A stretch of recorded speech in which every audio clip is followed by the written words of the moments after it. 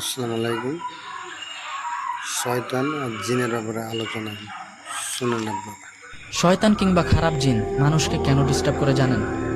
কারণ এই শয়তান কিংবা খারাপ জিন তারা চায় একজন মুমিন বান্দা, অর্থাৎ যে মুমিন বান্দা 5 ওয়াক্ত নামাজ পড়ে এবং মহান আল্লাহ তাআলাকে স্মরণ করে, তার এই নামাজ, কোরআন পড়া, তারপর মহান আল্লাহ তাআলাকে স্মরণ করা, আরও অন্যান্য যাবতীয় যে ভালো কাজগুলো আছে সেগুলো থেকে যেন তাকে বিরত রাখতে পারে।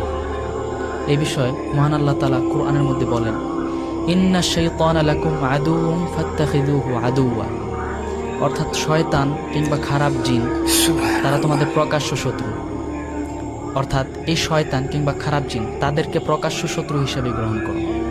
শুধু তাই নয় প্রিয় ভাইরা, রাসূল সাল্লাল্লাহু আলাইহি ওয়াসাল্লাম আমাদেরকে চমৎকার একটা আমল শিখিয়ে গিয়েছেন, আর তা হলো আপনি ঘুমানোর আগে আয়াতুল কুরসি এবং সূরা ফালাক আর সূরা নাস পড়ে ঘুমালে মহান আল্লাহ তাআলার হেফাজত আপনার উপর ঢাল হিসেবে কাজ করবে ইনশাআল্লাহ। আলহামদুলিল্লাহ।